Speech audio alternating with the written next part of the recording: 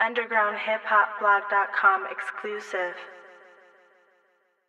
Mic check 1 2 1 2. What up? This is Pawz One representing Underground Hip Hop Blog. We're out here in beautiful Oregon, Eugene, Oregon, at the Kaleidoscope 2013. One of the dopest acts that rocked the stage, representing hip hop by way of Seattle. What's going on, bro?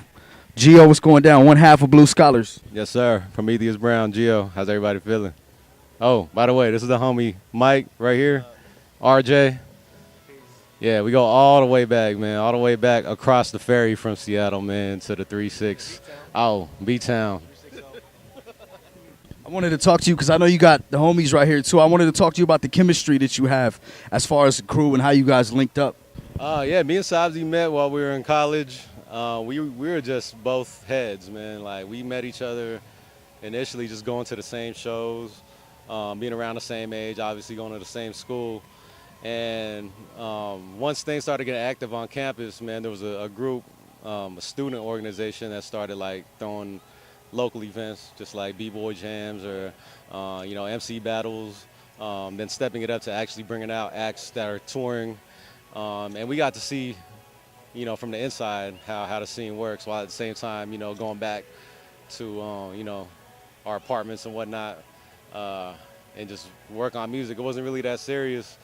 But once we started sharing the music with just people in our circle, first, like, this is pre-internet, man, like 02, 03, just like handing out literally, at first tapes, but CDs, because a burnt CD, a whole stack was like, $30 for a stack, man. You only reserve those for like the, who had a burner. Yeah, and plus this was like 1 to 2 speed burners, So yeah, you burn a CD, man, you're sitting there for like a whole 30, 40 minutes.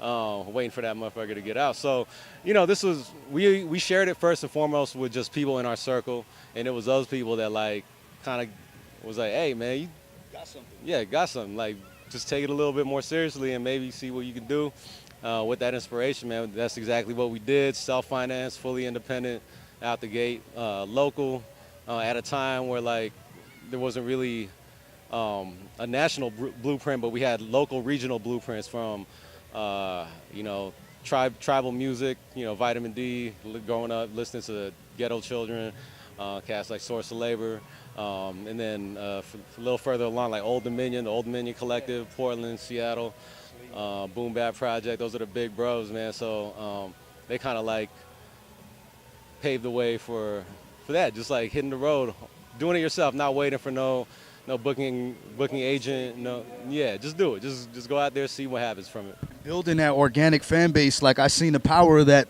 today, just having people in the crowd going back and forth with the interaction, doing the chants, and having people get involved. I wanted to talk to you about a project as well that you had completely fan funded. You want to let the people know about that? It was our last album. It's called Metropolis, and we had gone through, the first couple records that we put out was fully independent, self-finance. Then Bayani, our second full length, and then an EP that we put out was through a marketing and distribution deal with Ruckus and Duck Down Records, respectively. And those were great too, as well. Those for where we're at, trying to like get on a more national touring platform, getting more press, getting the word out on what we've already kind of built up around here. But we felt like we kind of come full circle, seeing how the industry worked, having one foot in, one foot out. It's kind of time to take what we learned from that, take a step back out, and make it even that much more tighter. So we decided the way we kind of framed it was like we're signing a record deal with you, and basically if you didn't heed the call to help out, whether it was pre-order or just support, behind the scenes, like the album would have been possible. So it was kind of like that. It was a leap of faith on our part, knowing that like, man, there's people out there who fuck with us, and let's. It was like 10 days, am I right? Hey, it was like super quick. Yeah. It was. I think we left it up for 45 days, and we hit the target like less than 2 weeks in. I think that's amazing, though, to be able to go from doing it independent, actually working with a legendary label like Ruckus, home of like Mos Def and everybody like that, Duck Down as well, and then coming back, learning that, and applying it back to the indie scene, and basically putting it in the fans' hands where if you want to hear it, you guys help me make it, and I'll send it right to you. That's really dope. I know you guys are really big, obviously, with the name Blue Scholars. You guys are really big on education. So if you want to let these people know how important it is, these artists, whether it be producers, DJs, MCs, graphic designers, all elements of hip-hop, the B-boys and all that, how important is it to get an education? It's very important. And I think it's even more important to think of the word education beyond the box that we're taught education should be. So education obviously comes in the form of classrooms and books, but that's one side. That's one facet of the 20-sided nerd dice, man. That's so there's that. But education, education comes from what you absorb culturally, film, music, television. Education in the form of conversations with like-minded people and people non-like-minded people who you actually disagree with, see where they stand. Yeah. Yeah, true. Like these, I learned from these dudes, man. We came up.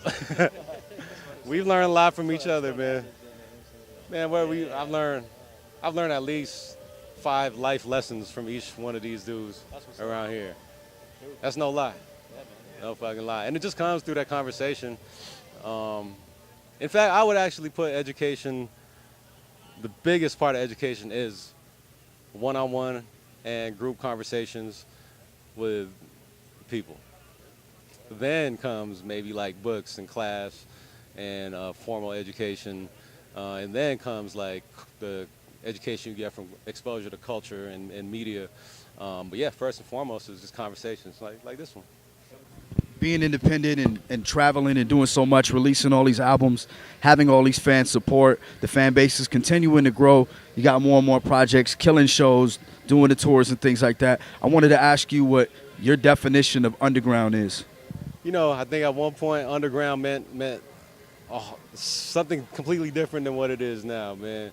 Underground, it was the independent spirit. There was a time when, to even contextualize it, economically and socially, like the Telecommunications Act of 1996, when radio stations started getting rid of local DJs and allowing DJs to make their own playlists that had some independent records, local records. Hip hop became you started seeing the billion-dollar industry side of hip hop come out, and so then it was like a statement. It was a political statement to say I'm underground. I am not part of this machinery that has taken over. In 2013 though, man, a lot of the lines have blurred, both on the part of the independent hustle and then also the major label hustle, which is crumbling. So it kind of it's borrowing bits and pieces from grassroots efforts. So I think it's more of it's hard to really point at something that's underground, because there's some mainstream artists that are they're the underground of the mainstream, you know what I'm saying? They're signed to a major, but they're not really there yet. And then you got independents that are going platinum, you know what I'm saying? And they're on MTV and shit. Some of them are the homies, And so, yeah, underground I think is more of it's a mindset more than anything. And I think especially more so if you're of the generation that remembers that mid-90s. You remember one year where fucking Tribe Called Quest and Master Ace was on the radio and Fugees and shit like that, Wu-Tang, Snoop and Dog Pound and yeah. And then 1 year later it was just all P. Diddy and shit. It almost happened overnight. Or Puff Daddy, excuse me, yeah. Which was cool at first too, but then after a while that was all you saw. That quote-unquote jiggy era, whatnot, radio hits after radio hits. And, looking back on it, I would actually kind of rather have some of those radio hits than some of the radio hits now. But back then, it was just yo, what the fuck? What happened to the balance in hip-hop, man? You used to be able to, turn on the radio and hear Tupac and fucking, what else, man? E40, Biggie, you know what I'm saying? Yeah, and then it just stopped. Boot camp, all that shit. And the thing is, none of those guys stopped rapping. It was the industry just went a different direction. They shine the light Yeah. this way. So that's underground. Underground is saying we're going to keep doing it whether you are paying attention or not. That's to me what underground is. So real quick, for everybody new, all the people old, it doesn't matter. If you want to stay tuned with the tour dates, the shows, the merch, the new projects, let them know the links, please. BlueScholars.com. We're on all that, Twitter, Facebook, Tumblr, Instagram. I'm Prometheus Brown, at Prometheus Brown, or at Sabzi. You find us. We're out there. Google. Don't believe everything on the Wikipedia page, though. Don't believe the wiki. Yo, this is Pawz One, Prometheus Brown. Appreciate your time, bro. Much love to the homies. Appreciate it. Peace. Peace. Yeah. This is Geo Prometheus Brown. You're tuned in to undergroundhiphopblog.com, West Coast.